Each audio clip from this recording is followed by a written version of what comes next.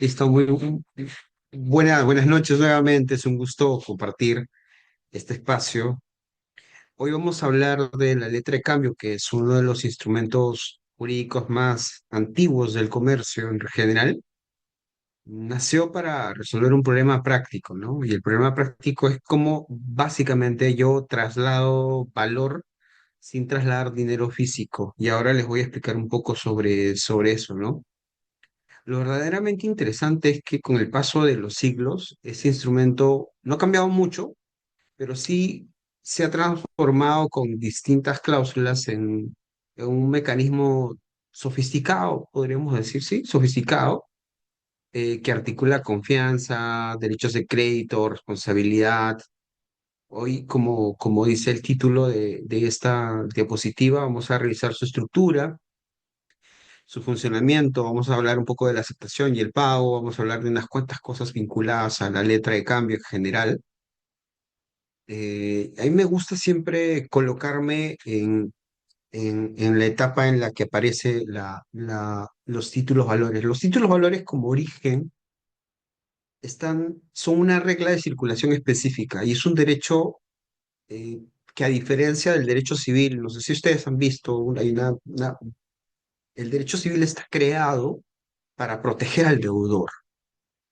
Está creado con mecanismos de protección, de enforcement, de seguridad, de responsabilidades, de titularidades específicamente alineadas con el deudor.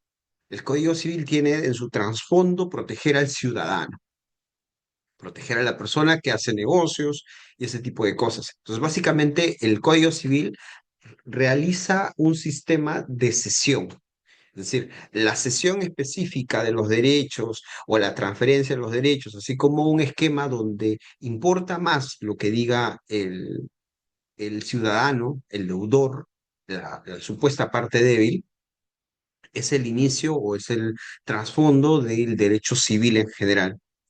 Como contraposición a eso, donde es importante proteger la posición del acreedor, existe un derecho distinto al derecho de circulación mediante el instituto de la cesión, sino que se convierte en un sistema de circulación específico vinculado a derechos que son transferidos en papeles o en instrumentos que pueden ser básicamente el propio derecho. Es decir, no necesito una regla de protección para el deudor, sino tengo una regla de protección para el acreedor. Reglas como qué, como que el derecho es el mismo título, no necesitas un lugar de inscripción, no necesitas un requisito adicional, no necesitas escritura pública, no necesitas nada de eso. Necesitas tener la firma de un obligado al pago y cobrar ese dinero cuando corresponda, con un mecanismo de cobranza acelerado, los procesos ejecutivos. Y eso es una letra de cambio. Básicamente es un instrumento destinado a la circulación que permite un ejercicio de los derechos de los acreedores y es el inicio de todo lo que podría denominarse el derecho de los títulos valores. Así que me han dado el honor de poder hablarles de este instituto, así que vamos a comenzar a conversar sobre este. Por favor, ¿podrías pasar a la siguiente diapositiva? Pues acá está, ¿no? ¿Qué es un título valor? No voy a tratar de ser tan dogmático, pero igual no voy a tratar, igual siempre caigo al tema cuando comienzo a hablar. Este fue el primer curso que yo enseñé cuando estaba en la universidad y con mi profesor Víctor Troyanos en la Universidad Nacional Mayor de San Marcos, cual fui asistente. Siempre fue un curso que me encantó muchísimo, así que voy a tratar de ser bastante más práctico, entendible, pero sí voy a caer en algunos conceptos en el tiempo para que podamos revisar cada uno de ellos. La ley de títulos valores conoce como título valor a un documento que incorpora derechos patrimoniales destinados a la circulación. Entonces, si se dan cuenta, la regla de circulación es más importante. Entonces, como el tracto de la circulación o la cadena de circulación, la cadena de endosos, la cadena de transferencias que existe en el título valor es lo importante. Entonces, es como que incorporar un derecho, el derecho de crédito es incorpóreo, lo colocas es un derecho patrimonial que lo colocas en un papel Y esto se puede transmitir bajo regla de circulación para que ese mismo derecho pueda ser transferido a varias personas y que de hecho pueda servir para no transportar dinero. Recuerden que el inicio de la letra de cambio era porque en realidad tenías que hacer negocios entre muchos países y tenías que tener un instrumento que garantizara que efectivamente tú le vas a pagar a esa persona y que tienes un mecanismo para ejecutarlo. Entonces, como acreedor, deberías tener el instrumento para poder cobrar bien, deberías tener un instrumento que vale sin ningún tipo de circunstancias. Por eso que el título valor en sí mismo, sin que esté elevado a escritura pública ni nada por el estilo, tiene mérito ejecutivo de acuerdo a las regulaciones de casi todos los países del mundo, por no decir todos. El título de valor se puede ejecutar, un mecanismo básico. No necesitas probar absolutamente nada. Tanto así que una cautelar previa antes del proceso es incuestionable si que tú presentas un título de valor y este título de valor contiene todos los requisitos esenciales. Nadie podría denegarlo, porque no es como un contrato donde tú tienes que probar el derecho o el incumplimiento o cualquier otra circunstancia. Mientras que en un título de valor tú presentas al cobro y lo llevas al Poder Judicial y tienes un título ejecutivo. Nadie te tiene por qué cuestionar absolutamente nada. Entonces, básicamente, vamos a hablar de los elementos legales de un derecho incorporado, ya sea papel, normalmente un papel, pero yo siempre tenía en mis clases una pregunta y les decía, ¿qué pasa si es que un artista plástico logra hacer un cuadro y en el cuadro logra pintar y colocar todos los elementos esenciales de un título valor? ¿Es un título valor o no? Pues está destinado a la circulación o no está destinado a la circulación. No sé, pues en una piedra, un escultor, digamos, el instrumento no, digamos, es el título valor y el medio donde se coloca el derecho es variable, ¿no? Podríamos tener un título valor en una hoja de papel, podríamos tenerlo en otro instrumento, es más, hasta ahí ya se desmaterializan y todo lo demás, y lo tienes una cuenta en Cavalli desmaterializado. Entonces, básicamente, ahora no vamos a hablar de la desincorporación de esos títulos, pero en realidad la incorporación es conformar, es agarrar un derecho patrimonial, un derecho de crédito, incorporar y convertirlo en un papel y que el mismo papel sea el derecho. Y que básicamente tiene vocación circulatoria, ¿no? Em, Principios estructurales de los títulos valores en general, hablando también de la letra de cambio, ¿no? El primero es la autonomía. Eh, Cada tenedor adquiere un derecho propio, es decir, independiente de las relaciones previas. Pues, ahora vamos a hablar un poco de la relación causal con la relación cambiaria y todo lo demás, pero en realidad es un derecho autónomo, no tiene nada que ver con el otro, no, es un derecho que es autónomo respecto de la obligación principal. Imaginemos, yo tengo un contrato de mutuo con alguien y firmo un título valor. El título valor es un derecho en sí mismo, el día del vencimiento, yo puedo optar por escoger el contrato mutuo o escoger el título valor para hacer la cobranza si es que no han realizado todavía el pago. Entonces son alternativos, no, son concurrentes porque existen al mismo momento. Escuchemos lo que dice el 1233 del Código Civil, así como el artículo 94 de la Ley de Títulos Valores, que son concurrentes, pero son alternativos. Si es que yo tomo la acción causal, voy a ir por el contrato de mutuo. Si yo quiero tomar el camino de la acción, de la relación cambiaria, voy a hacer una ejecución del título valor.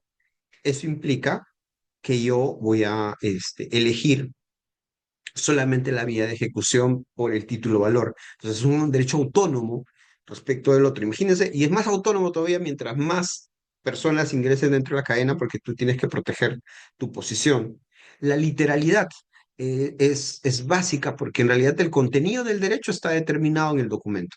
Si el documento dice 10 millones, vale 10 millones. Si vale 1000, es 1000. Si dice Juan Pérez, es Juan Pérez. Si tiene todos los requisitos, es decir, lo que está en el título es lo que existe en el mundo real. Y por eso hay reglas que hablan de qué pasa si es que ahí está el monto en soles y después está dólares. ¿Qué pasa si es que no sé, pues está escrito en números, está escrito en números y en letras, y es distinto cada uno del otro? Entonces existen reglas que determinan cuál es el nivel de interpretación sin necesidad de que el juez determine, esa posibilidad. El juez dice, uy, no, para mí lo que está hecho en letras vale porque se ha tomado el trabajo de escribirlo en letras y el número no sirve, podría decir el juez en un contrato. Pero en el título valor esto está resuelto ya por la ley de títulos valores. Entonces, de eso se trata esta regla de circulación. eh, el título tiene el derecho y tiene sus propias soluciones en la propia norma. Y eso es lo que hay. Es un derecho especial de circulación. Después también el principio de legitimación, ¿no? Estos principios funcionan. El poseedor legítimo está facultado para exigir la prestación, es decir, aquel que está como el último tenedor, el último endosatario del pagaré, o el tenedor del título valor, es el que termina siendo el que puede ejecutar. Claro, y que igual la cadena de endoso se debió cumplir hasta que él pueda tener la legitimación. Pero si tu nombre está incorporado en ese título valor, estás legitimado para poder cobrarlo sin ningún tipo de problema contra todos los que participaron en las cadenas de endosos desde el momento de la aceptación del título valor. Y así es como funciona. Y el otro es que el principio de circulación es básicamente el crédito se convierte en un bien transferible. Puedo transferirlo con total regularidad, hay reglas de transferencia, hay unas leyes de circulación de los títulos valores. Estos principios en general explican pues por qué los títulos valores permiten seguridad en el tráfico económico, ¿no? Lo que hacen es proteger la posición del acreedor en el tiempo. No sé si puedes pasar a la siguiente diapositiva, por favor.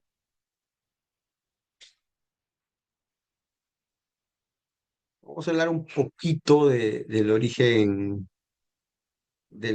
histórico en la Edad Media, ¿no? Básicamente la letra de cambio surge en el comercio medieval italiano, ¿no?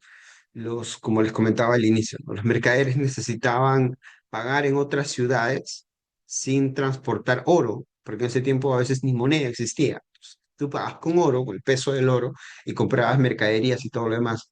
Imagínense lo peligroso que sería en esos tiempos transportar oro por cantidades como ellos tenían que transportar. Entonces, ¿qué hacían? Entregaban el oro en bancos específicos, lugares específicos donde se custodiaba y luego se emitían pagarés a cargo de esas personas que tenían el oro para que ese negocio pueda funcionar. Entonces, era la única forma de agilizar el comercio y reducir el riesgo para los propios mercaderes, ¿no? Em, la solución para estos riesgos fue básicamente eh, que, que con el título valor puedas cobrar en otra plaza sin los riesgos, facilitando el comercio internacional. Básicamente comienza a dar origen a todo lo que sería el crédito moderno, ¿no? Ese es un derecho de crédito, es como que un mutuo en el tiempo, un pagaré es un mutuo en el tiempo. Yo digo, voy a pagarte tanto dinero en tanto tiempo a una tasa específica. Es un mutuo, si se dan cuenta. Es un contrato mutuo del Código Civil, pero en un solo instrumento que tienes probado ahí sencillamente. Entonces, imaginemos, muchas veces los clientes me dicen, ¿saben qué? Necesito que me hagas un contrato mutuo con pagaré, con todas esas cosas. Y yo le digo, ¿sabes qué? Lo único que necesitas para que no gastes mucho en abogados es un pagaré. Le colocas las condiciones específicas en este documento, le colocas incluso en el caso del pagaré puedes colocar la causa, en el caso del pagaré puedes colocar un cronograma de pagos y hacer que pueda funcionar. Entonces los títulos valores terminaron siendo el origen de lo que podría ser, lo que se determina el crédito moderno y ese tipo de cosas, ¿no? En cierta forma, ya refiriéndonos a la letra de cambio, podemos decir que la letra de cambio es un antecedente conceptual de los sistemas financieros contemporáneos. La letra de cambio le ha hecho mucho bien al comercio en general en todo el mundo. Es más, la regulación de los títulos valores se basa en el desarrollo internacional de la letra de cambio. Y sobre la base de la letra de cambio se realizan las diferencias entre todos los otros instrumentos, o sea, pues el TCHN, digamos, el pagaré y ese tipo de cosas. No sé si en la reunión pasada, en la clase pasada, conversábamos que la sombra de la sociedad anónima ordinaria como conceptos generales para todas las modalidades de sociedades anónimas que son la cerrada, la ordinaria, la abierta, ese tipo de cosas, que se aplica supletoriamente, funciona de la misma manera en el caso de las letras de cambio, ¿no? La regulación de las letras de cambio es aplicable 100% no 100%, en lo que corresponda a los demás títulos valores. Es por eso que la letra de cambio es la que tiene mayor desarrollo dentro de la ley y se aplica supletoriamente siempre que las condiciones especiales no sean contrarias en los demás títulos valores. Vamos a continuar con la siguiente diapositiva.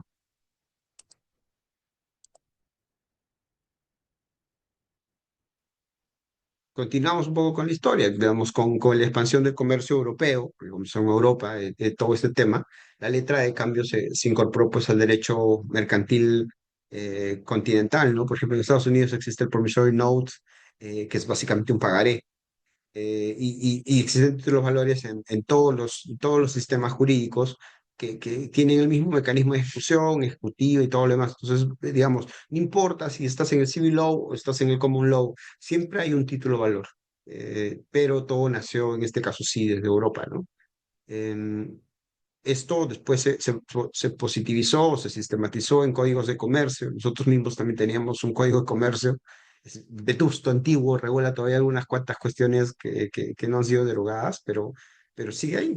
Es un código de comercio que en algún momento sirvió y fue moderno, pero que después de muchos años y todo lo que ha pasado, ni siquiera ya lo miran como norma aplicable, pero sí tiene algunas cuantas cosas vinculadas a los contratos modernos, a los que es el seguro, un montón de otras cosas más que regula el Código de Comercio. Así que si tienen un poco de curiosidad académica, yo los invito a leer el Código de Comercio, es bastante particular y tiene una forma de redacción bastante interesante. Así que nada, están invitados a poder leerlo. En el Perú, el régimen actual de los títulos valores y aplicable, por lo tanto, a la letra de cambio es la ley 287. Ese régimen actual básicamente es el instrumento que debemos revisar ahora para comenzar a hablar de lo que es la letra de cambio. Por favor, la siguiente diapositiva.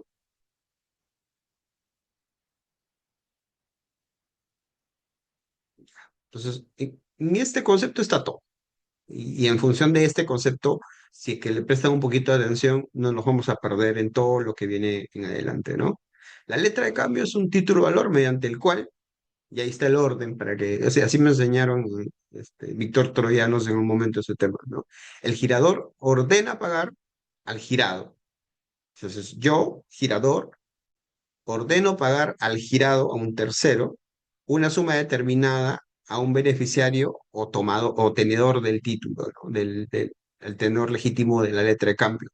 Su función jurídica, entonces fíjense lo que hay, girador, girado, y el beneficiario es el que va a recibir el dinero, que a la vez, si es que tiene el título valor en ese primer momento, es el tenedor legítimo del título valor. Estamos hablando de varias personas, no es como el pagaré, donde hay dos personas nada más, acá pueden haber hasta tres personas distintas, porque hay incluso un aceptante que vamos a ver ahora, ¿no?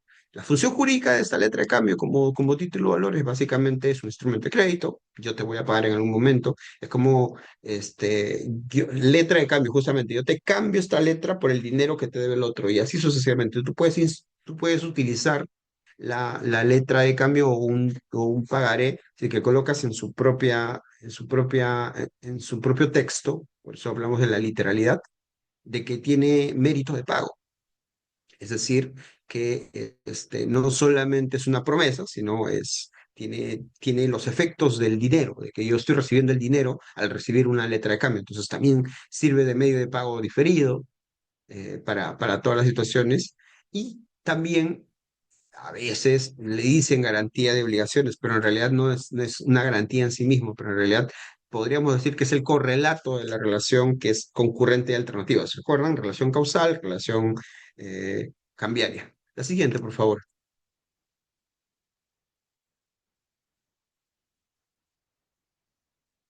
¿Qué estamos? Los principales, los sujetos cambiarios son el girador, el que crea el título, el girado es el obligado tras aceptar, que al final termina siendo el aceptante del pago. Por eso le decía que pueden ser tres personas, y el beneficiario es el tenedor, el titular del derecho, ¿no? Otros intervinientes que pueden existir dentro de la relación de las letras de cambio son los endosantes, los avalistas, los fiadores, para que se puedan fijar, ¿no? Dentro de un mismo instrumento llamado pagaré, o letra de cambio, puedes encontrar avalistas y fiadores. O sea, con eso ya te vas dando cuenta de algo muy importante. La letra de cambio, como el pagaré, no son garantías en sí mismas. O sea, no puedes tener una garantía que tenga una garantía a la vez. Es una promesa de pago. Es un instrumento emitido pro solvendo. Si es que tú colocas la cláusula también es una de prosoluto, pero en realidad está destinada a ser es una orden de pago. Es una orden, una promesa de pago que tiene que ser cumplida en el tiempo y que básicamente no es no es una garantía. Entonces dice, no, ok, ¿cuál es la garantía de mi mutuo? ¿Es el título valor? No, solamente es un derecho concurrente, pero alternativo al momento de ejecutarse. Entonces, estamos hablando de que las letras de cambio, igual que lo que les comento, no tienen la naturaleza de una garantía, no se emiten en garantía, se emiten como una orden de pago. Y así no desnaturalizas el racional económico o el racional legal de una letra de cambio, ¿no? Como pueden ver en la parte de abajo, dice responsabilidad solidaria frente para todos ellos. Es decir, el que firma dentro de una letra de cambio y toda la cadena, todos ellos son responsables solidarios. Entonces, si es que yo estoy en la cadena de endosos en el puesto número 10 y quiero cobrarle al que está en el 1 o en el 3 o en el 5 o en el 8 en el 9 no importa el que sea, yo voy a poder cobrarle a cualquiera de ellos, porque puedes coger entre esos 10 y dices, ok, entre esos 9 digo, bueno, tiene plata Pepito y Juanito, entonces solamente a ellos dos. Pero también puedes tener la posibilidad de cobrarle absolutamente a todos. Como todos son obligados solidarios, podrían pagar. Entonces, dense cuenta de todo lo importante que podía hacer esto. Entonces, todos los que participaban en el negocio internacional, allá cuando comenzaba a fundarse todos los conceptos de la letra de cambio, era que todos ellos podían ser responsables y que participaban de esta letra de cambio. Y claro, el que terminaba pagando podría ir en la cadena de endosos para llegar hasta el obligado principal. El final podrías ir repitiendo, repitiendo y volviendo y volviendo y volviendo, pero en realidad es así. Si se dan cuenta, es un instrumento muy importante, muy ágil, muy creativo, que se creó hace mucho tiempo y que sigue funcionando y va a seguir funcionando para adelante. El que sigue, por favor. Requisitos formales esenciales. Ojo que no estoy utilizando el artículo 275, dice tal cosa, eso lo podemos leer cada uno de nosotros. Estoy tratando de explicar algunas cuestiones de tipo operativo o del racional de la regulación que nos van a permitir identificar mejor las cosas que estamos conversando. Cuando la norma te dice que son requisitos formales esenciales, te está diciendo que para que el título valor tenga justamente esa naturaleza y que no sea perjudicado, que el perjuicio es la forma como cómo pierdes la acción cambiaria en estas circunstancias, cómo pierdes el derecho a ejecutar. O cómo básicamente te pueden excepcionar el cumplimiento de una letra de cambio, es cuando existe esta circunstancia, es decir, no cumples con un requisito esencial. Entonces, cuando te ejecutan un título de valor, ¿qué hace el abogado del deudor, ¿no? El abogado del deudor lo que tiene que hacer es agarrar el checklist, ¿no? Dice, ok, esta letra de cambio tiene la denominación, o sea, en el texto de la letra de cambio, dice letra de cambio, sí, check. ¿Hay una orden incondicional de pago? Sí, porque dice tiene que pagar 10.000 soles a tal persona. Ok. ¿Está el girado? Sí, es el aceptante. El beneficiario eres tú, mi cliente, o la otra persona, sí, el beneficiario es el señor Juan Pérez. Listo. Hay un monto determinado, o sea, no es que es una fórmula que no se puede calcular en ese momento ni nada por el estilo, sí, hay un monto específico. Hay lugar y fecha de pago, sí, justamente es el vencimiento. En la fecha y lugar de emisión, sí, está todo correcto y ahí está la firma del girador. Listo. Están todos los requisitos y por lo tanto tiene validez para poder ejecutarse. Pero imaginemos que no existe alguno de ellos. Por ejemplo, la propia regulación dice que todos los que participen en un título de valor tienen que colocar sus documentos. Entonces, hay una resolución de casación de hace muchos años que hasta ahora todos los abogados por criterio común comienzan a utilizar. ¿Qué dice? Que el documento oficial de identidad de todos los participantes debe constar en el título de valor. Entonces, ¿qué sucede? Yo participo por Tres Chanchitos SAC y Tres Chanchitos SAC quiere ejecutar este título de valor. Y como soy el nuevo endosatario, coloco, ok, Tres Chanchitos SAC representado por Richard Terrell. ¿Ok? Richard Terrell, coloco mi nombre nada más, Treche Tosak, el RUC, listo, totalmente identificado, ¿no es cierto? Es más, coloco la partida registral de Treche Tosak. ¿Es correcto eso, poder ejecutarlo? Según esa casación, no, porque hemos debido colocar el número de DNI de Richard Terrell para que pueda cumplir con la literalidad que nos pide la norma al momento de ejecutar.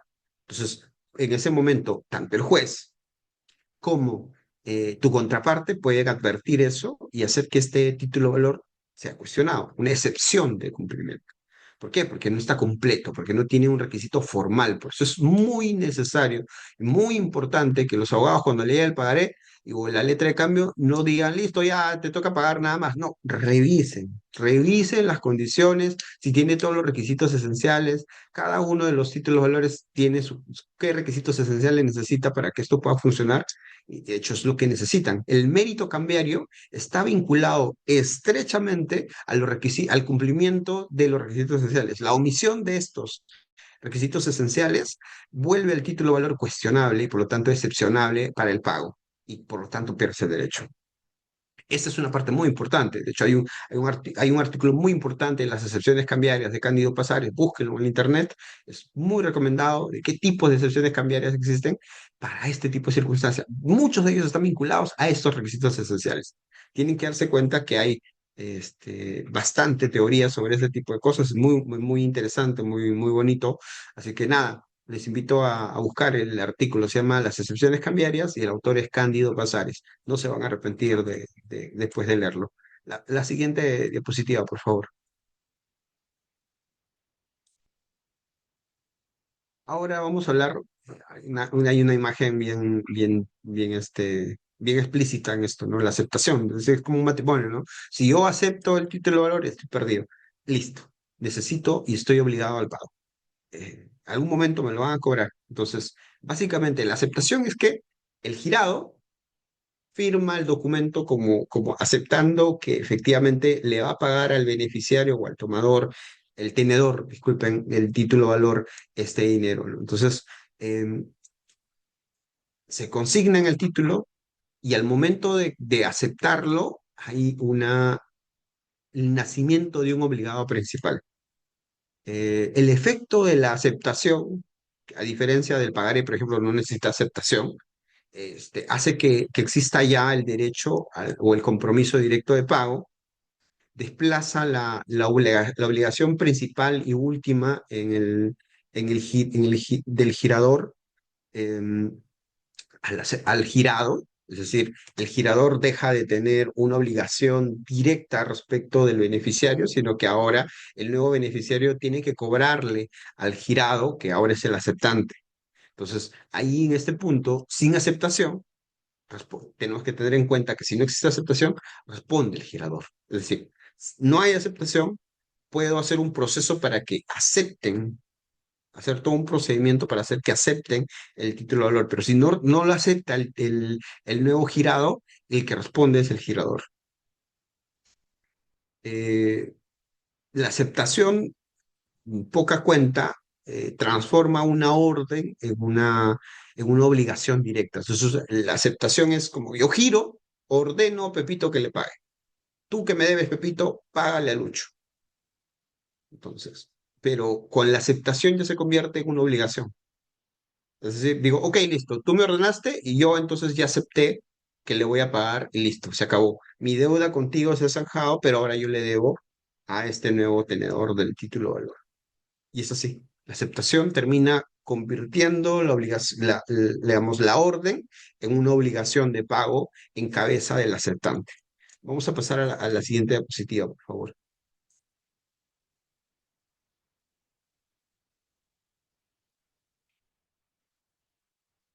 Listo. Circulación y endoso. El endoso permite transferir el título, ¿ya? Y el derecho incorporado. Entonces, cuando transmites el título, ¿cómo se transmiten los títulos valores?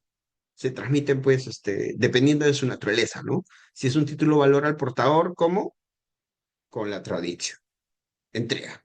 Si es un título valor digamos, pasible de endoso, el endoso colocado si es un título de valor nominal, no solo basta que tú coloques alguna anotación en el certificado, sino que tienes que inscribirlo en la matrícula, ya sea de los bonos o en la matrícula de acciones, ese tipo de cosas. Entonces necesitas un poco más para eso. Pero no vamos a hablar tanto de eso, vamos a hablar un poco de las formas de endoso que podrías utilizar. Eso es bien interesante. O sea, en realidad tú no piensas que uno puede endosar o transferir el título de valor como solamente una manera de que tal, listo, traslado el riesgo o ese tipo de cosas. No, pero puedes utilizarlo de distintas maneras. Por ejemplo, tú quieres olvidarte de esa deuda y literal le puedes transferir a otro el derecho que tienes respecto de la promesa de pago que tienes de un deudor y se lo trasladas a otra persona y vas cumpliendo con la obligación. Imagínate que tu deudor es una persona respetable o que cumple siempre sus promesas, entonces el otro va a aceptar tranquilamente el endoso y ser el nuevo endosatario, y por lo tanto el nuevo tenedor de la letra de cambio que va a terminar cobrando al nuevo deudor con el endoso. Entonces ese es el denominado endoso en propiedad. ¿Qué transfiere? La titularidad sobre el derecho. Es como la compraventa de este título valor. Después también hay endosos en procuración. Este tipo de endosos habitualmente está realizado con los títulos valores de los bancos, por ejemplo, cuando los bancos tienen que hacer cobranza de cartera dura, de cartera pesada, este cobro lo hacen habitualmente a través de estudios de abogados, porque no es que tengan pues un montón de abogados para cobranza todos los bancos. Entonces lo que hacen es contratan o venden su cartera a un estudio de abogados y los títulos valores los endosan en procuración. Pueden también endosarlos en propiedad, que también existe esa posibilidad, porque cuando le compran toda la cartera. No sé si han visto esta de que, no sé, pues tu cartera vale 2 millones en total, pero como son créditos entre buenos y malos, no te lo compro a ese precio, sino que lo reduzco en un 50% de valor. O lo reduzco en 30%, o en 20% de valor, y ya después el riesgo es el del estudio, si es que termina cobrando un poco más. Pero claro, se dan cuenta que existe la posibilidad de transferirse, no solo en procuración para cobranza, si es que tú lo encargas directamente, pero también lo puedes transferir en propiedad y sacar de tus estados financieros digamos, el título valor que tienes vencido para que no malogre tus estados financieros, que es lo que típicamente hacen los bancos, ¿no? Si tienen una cartera pesada muy grande, lo que hacen es transferirlo a un tercero para que se lo pueda comprar y prefieren un activo que un pasivo dentro de sus estados financieros porque les malogra su patrimonio efectivo eh, digamos, y la visión regulatoria implica que no tengas tantos pasivos, ¿no? Luego está el endoso en procuración, en garantía, discúlpeme. Básicamente, yo puedo endosar un título de valor y decirle, ¿saben qué? Yo no tengo nada de plata para garantizarte, pero acá tengo una letra de cambio que me la ha firmado Carlos Rodríguez Pastor y que es una letra de cambio a cierto plazo, pero imagínate quién es mi deudor. Entonces, en esas circunstancias, yo se lo endoso en garantía y le digo, mira, mientras yo no cumpla contigo, tú quédate todavía con el título de valor. Entonces, se lo endosas en garantía y luego el de garantía tiene que volvértelo el endoso eh, para que lo puedas seguir teniendo en propiedad y luego vayas y cobres a Carlos Rodríguez Pastor. O en todo caso, tú mismo puedes ir a cobrárselo porque tienes el endoso en garantía hasta el monto que corresponda, ¿no? Y está también el endoso en fideicomiso, que básicamente es para transferir el dominio fiduciario a un fiduciario bancario o a una empresa titulizadora supervisada por la Superintendencia de Mercado de Valores. De hecho, es muy utilizado. Es muy utilizado.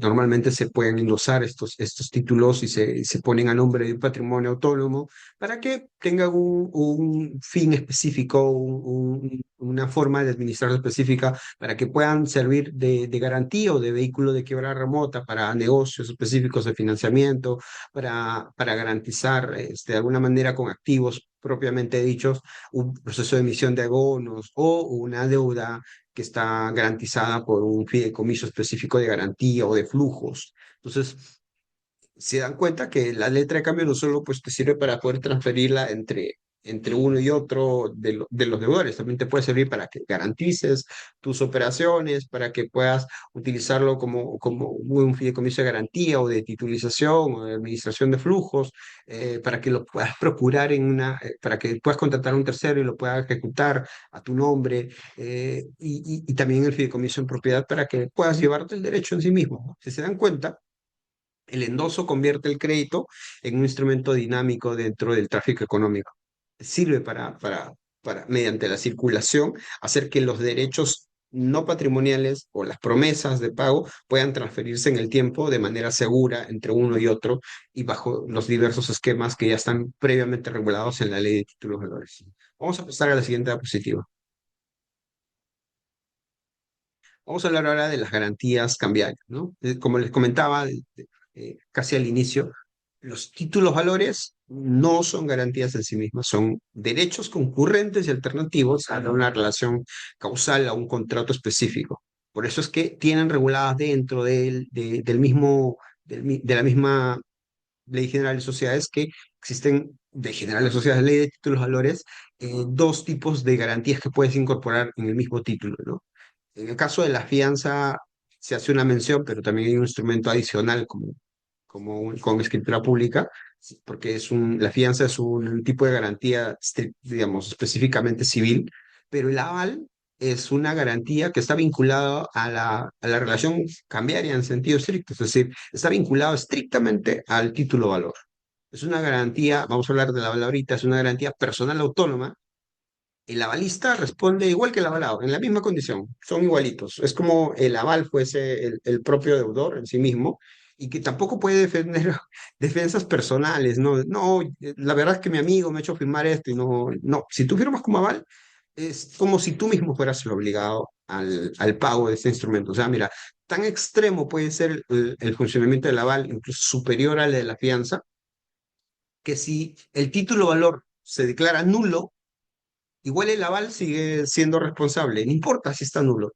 El aval tú lo firmaste y por lo tanto tú tienes que responder. Entonces, imagínense el nivel de protección que tienen en este momento los acreedores si es que tienen un aval. Entonces, si tienen la posibilidad de incorporar un aval dentro de un título de valor, háganlo.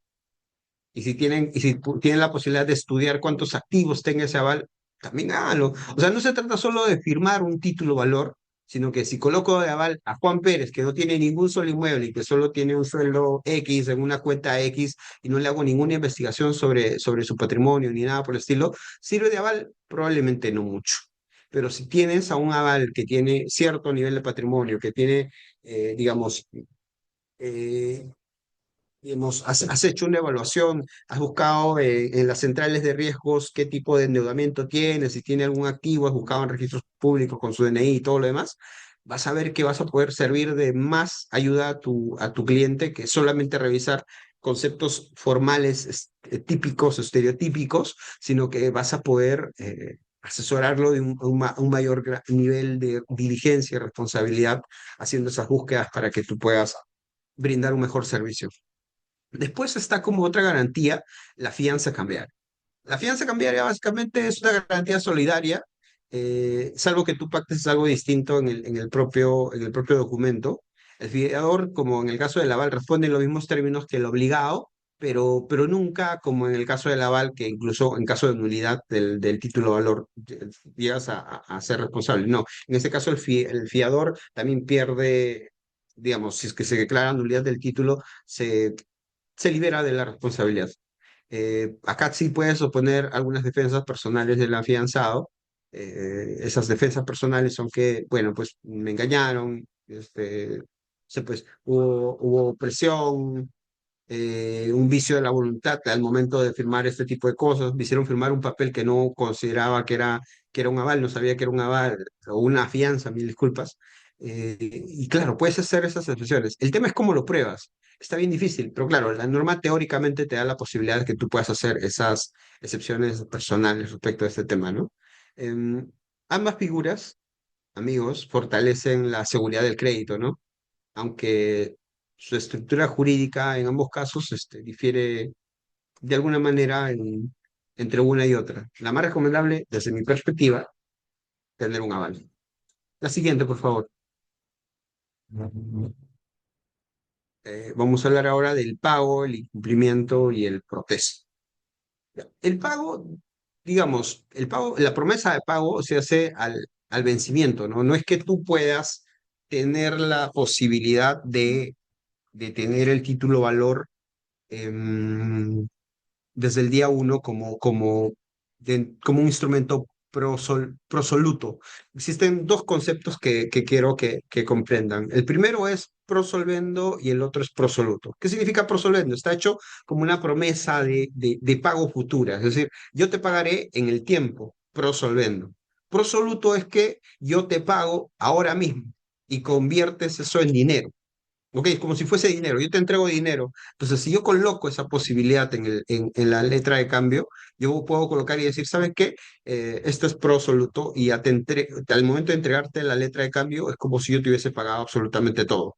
Entonces, hay que tener en cuenta ese tipo de cosas, ¿no? Pero lo normal es que, independientemente de que sea prosolvendo o prosoluto, el pago se realiza siempre al vencimiento. Por eso tiene que haber siempre un vencimiento en la letra de cambio, ¿no? El tenedor no puede ser obligado a recibir el pago anticipadamente. Entonces, yo puedo aceptar y puedo efectivamente hacer que se anule todo ese tipo de cosas, pero claro, es mi libre voluntad, es un derecho potestativo poder aceptar o no aceptar este pago anticipado, pero no me pongo a obligar. No existe modo. Entonces, no, yo voy a hacer un prepago, no me interesa, ese tipo de cosas. No, no se puede.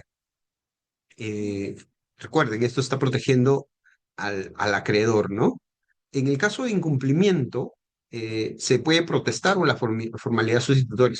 Cuando habla de protesto, también puede existir la posibilidad de una cláusula de no protesto, ¿no? Es típico en el mercado actual que digan, listo, ¿para qué tengo que ir a la Cámara de Comercio si es que puedo colocar una cláusula de no protesto? Si llega el vencimiento, suficiente como para ejecutarlo. Pero habían títulos valores en el pasado donde se necesitaba el protesto. Entonces, "Ok, lo voy a protestar", es una forma previa de intimar al cobro, al deudor y decirle, ¿sabes qué? Mira cómo lo estoy protestando en la Cámara de Comercio de Lima y ahora lo siguiente es que te voy a ejecutar en el perjudicial y en ese momento iban corriendo y te pagaban dinero, ¿no es cierto? Pero actualmente es bien difícil tener este tema de la cláusula de protesto, de no protesto, no colocada en el título, ¿no? Cuando se habla de formalidad sustitutoria, en este caso es más teórico, ¿no? La ley eh, de títulos valores habla de la formalidad sustitutoria al sello este de no haber fondos, ¿se acuerdan? En los cheques. O sea, eso no es un protesto en sí mismo, pero el banco está diciendo no hay fondos en este cheque al momento de la cobranza y esa es la formalidad sustitutoria. No, no, no es un protesto en sí mismo cuando no te pagan el cheque, ¿no? El requisito para ejercer acciones cambiarias cuando corresponda, claro. Si no existe cláusula de protesto, el protesto es un requisito indispensable para que tú sigas con las acciones cambiarias, ¿no? El protesto, como bien lo dice, o sencillamente el vencimiento del tiempo en el plazo, hace que se acredite o se legitime la posibilidad de cobranza, ¿no? El protesto se sirve, eso sí, dentro de la letra de cambio, por falta de pago o por falta de aceptación. ¿Se acuerdan que hemos hablado del girador, el girado y que el girado es el que termina siendo el aceptante de esta obligación? Esa es la posibilidad de que en algún momento el girado no quiera aceptar. Entonces tú lo protestas por falta de aceptación. Entonces, ¿qué vas? Y le entregan el título de valor a este señor que no está aceptando y listo. Antes de caer en el sistema o en el registro de este tipo de incumplimientos, ellos terminan aceptando el título de valor y por lo tanto después se convierten en obligados principales de esta relación cambiaria y terminan siendo al final los que van a tener que pagar ya como obligados el título de valor, ¿no? Vamos a continuar, por favor, con la siguiente diapositiva.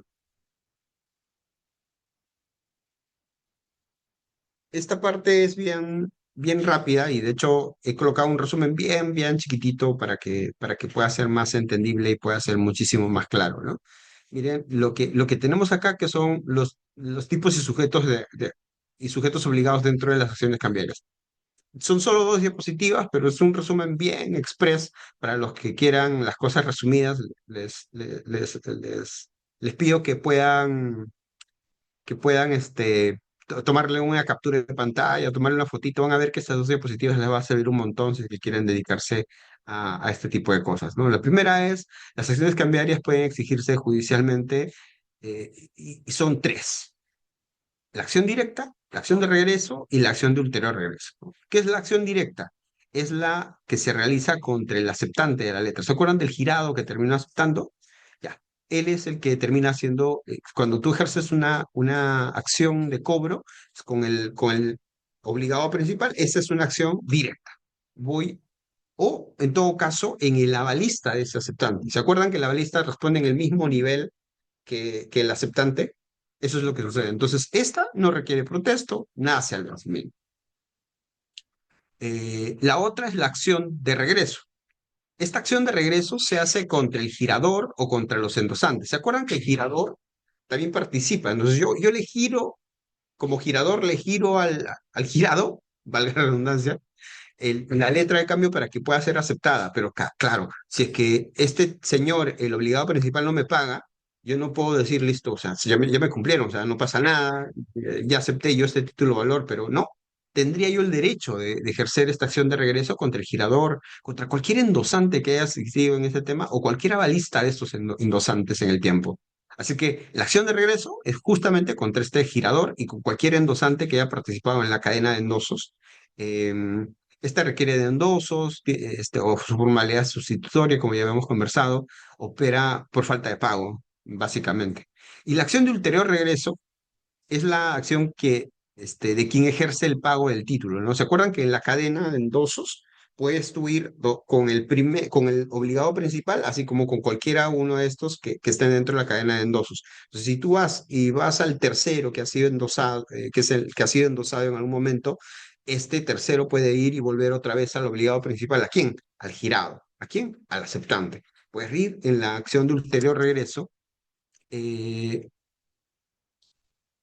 permite ir contra los obligados anteriores. No existe una responsabilidad solidaria cambiaria. Recuerden que los que participan dentro de la cadena de endosos, desde el girador hasta en adelante, todos son responsables solidarios y por lo tanto ninguno podría negarse a pagar si es que participan dentro de las acciones cambiarias. La siguiente, por favor, vamos a hablar de los plazos y de la prescripción de estas acciones. Mira, como pueden ver, la prescripción tiene 3 años, la acción directa, es decir, si vence un título de valor, tienes 3 años para ejecutarlo. Pero si es que ya pagaste, digamos, si es que necesitas hacer una acción de regreso contra el girador, eh, se dan cuenta que ya reduciste un año. Pero si es que ya pagaste tú y necesitas ir con cualquiera de estos anteriores a la persona que termina pagando dentro de la cadena y necesitas hacer el ulterior regreso después de haber pagado dentro de la cadena, ojalá que se haya entendido, tienes 6 meses nada más y se dan cuenta, tienes que tener mucho cuidado con estos temas. Importa que lo hagas a partir del pago. Entonces, esos 3 meses, 3 años, un año, 6 meses, tienes que saber contabilizarlos. Y claro, tienes que saber que en realidad, una vez que lo ingresas, pues ya no hay ningún problema. No es que tengas que cobrarlo dentro de esos 6 meses, porque probablemente el Poder Judicial se demore más que eso. Pero lo importante es que la acción la hayas presentado dentro de los plazos indicados. ¿Por qué? Porque prescriben estos derechos, ¿no? Caducidad del regreso. Se pierde el derecho contra obligados solidarios si no protestas oportunamente, no se cumplen formalidades legales, la acción directa subsiste. ¿A qué se refiere con esto? Esto se refiere al artículo 1233. Yo los invito a leer un artículo, eh, bueno, no es un artículo, el artículo 1233 del Código Civil y el artículo 94 de la Ley de Títulos Valores. Ahí dice que cuando no se cumple con protestar oportunamente o no se cumplen las formalidades legales, el título de valor se perjudica. ¿Qué significa el perjuicio del título de valor? Básicamente que pierde la acción cambiaria. Entonces, la doctrina actual dice que la acción directa, es decir, la acción causal, debería mantenerse, pero ahí es toda una discusión en el Poder Judicial. Incluso la doctora María Elena Cerrón, profesora también de esta materia de títulos de valores, y tiene una teoría al respecto de que efectivamente la acción causal debería mantenerse viva en el tiempo, pero todavía no hay una solución específica en este caso, ¿no? El artículo 1233, repito, y el artículo 94, y luego comiencen a buscar ese libro de la doctora María Elena Guerra Cerrón. Es un capítulo bien impactante, bien bonito dentro de lo que es el estudio de la ley de títulos valores, y siempre es bastante interesante, ¿no? Poder ver. Como, como podrán ver, amigos, para ya no ir más allá de lo que, de lo que me han pedido que pueda exponer, porque seguramente van a tener muchos más expositores de todo lo que es letra de cambio. La letra de cambio no es simplemente un documento de pago, ¿no? Es una, denominémoslo, arquitectura jurídica diseñada para el cumplimiento de las obligaciones mediante una red de responsabilidades solidarias, una, un instrumento para hacer cumplir los derechos del acreedor en sentido estricto, ¿no? La letra de cambio convierte la confianza comercial en seguridad jurídica, previsibilidad económica, y probablemente es el instrumento con más enforcement que existe en toda la regulación de, de los derechos para acreedores, ¿no? Y eso es lo que es, mis queridos amigos. Les agradezco la atención, sobre todo un viernes por la noche, estar escuchando a un abogado hablar de las cosas más aburridas del mundo, pero seguramente bastante necesario para nuestro ejercicio diario de la profesión. Así es que nada, les agradezco, y si tienen preguntas aquí quedo al pendiente.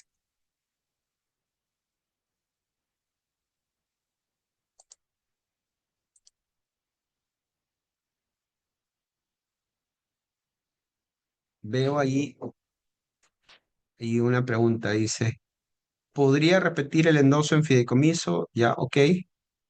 El cheque de no fondos es delito, ¿correcto? ¿Podría explicar lo nuevo de las diferencias de la acción de regreso y acción directa? Ok, no hay ningún problema con eso. Vamos a comenzar uno por uno para no tener ningún problema. El primero, podría repetir el endoso en fideicomiso.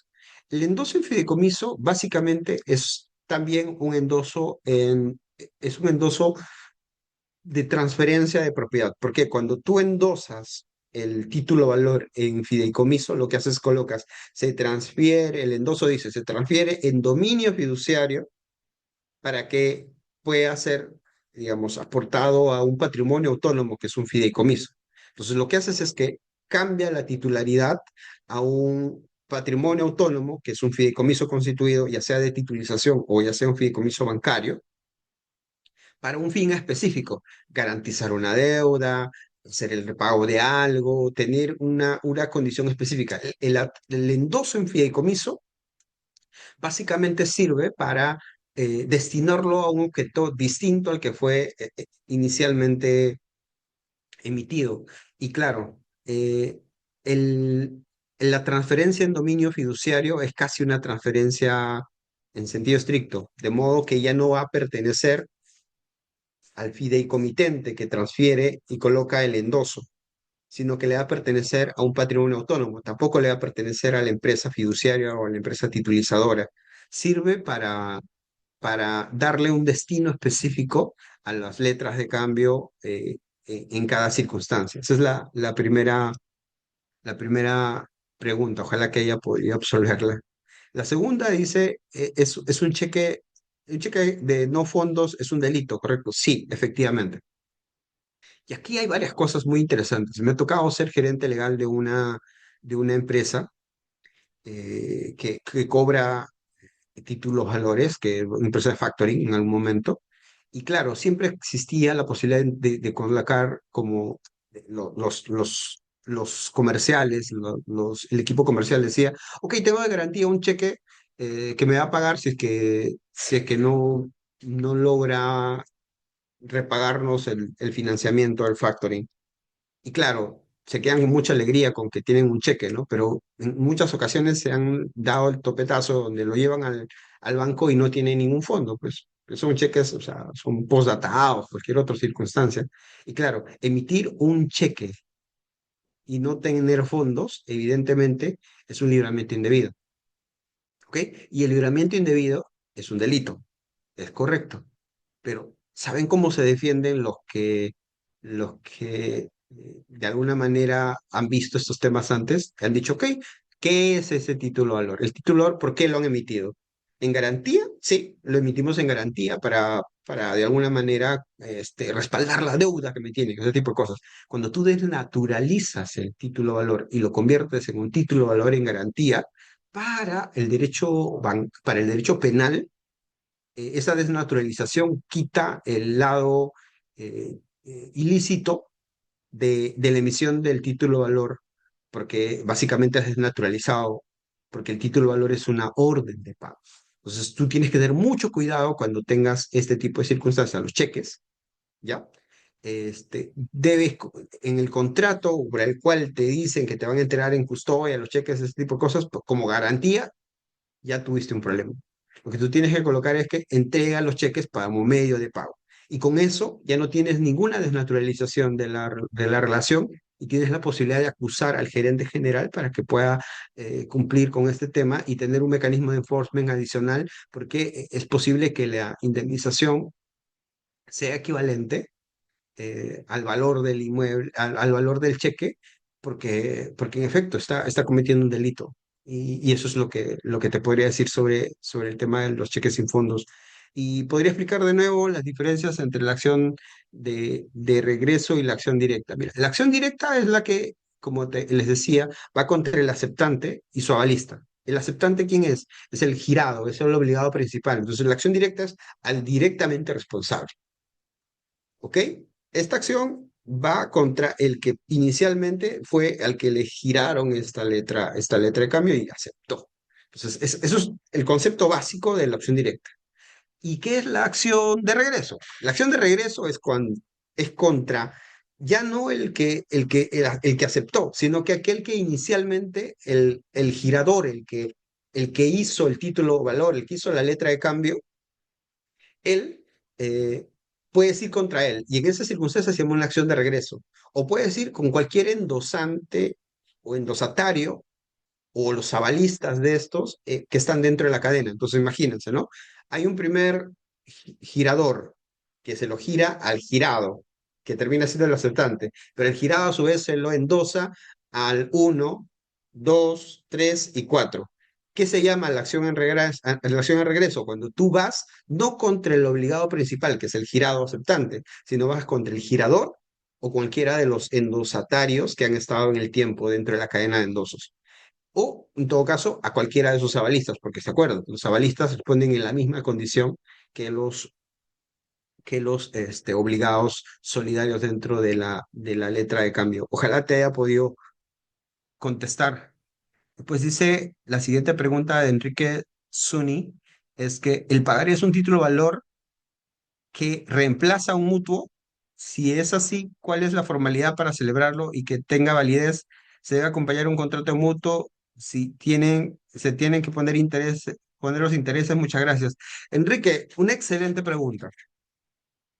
En realidad, yo les he hablado que el derecho, los títulos de valores son autónomos, ¿no es cierto?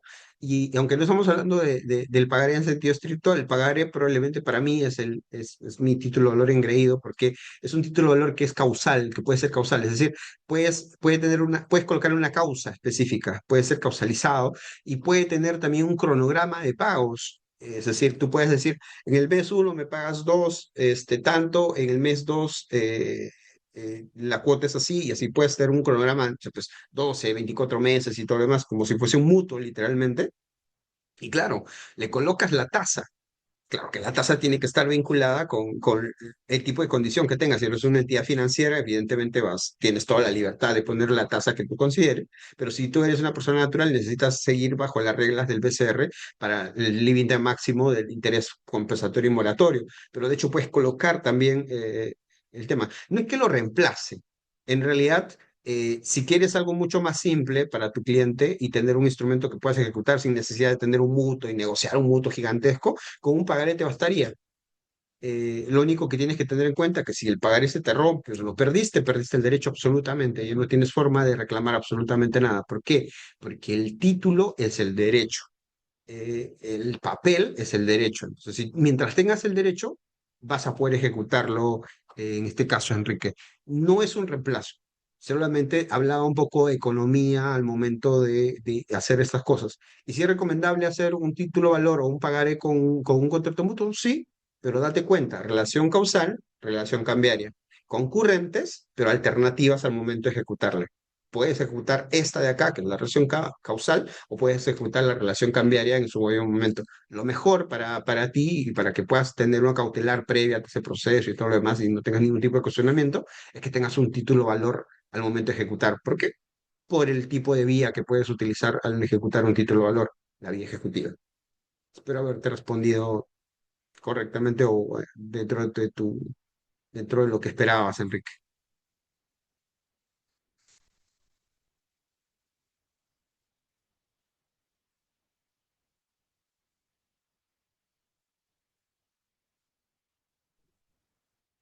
Perfecto, Enrique, muchas gracias.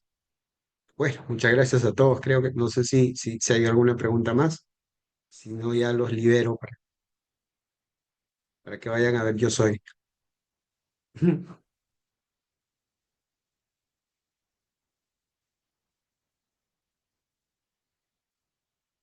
Sé que alguien más le escribe, pero no sé, equipo de Biloya,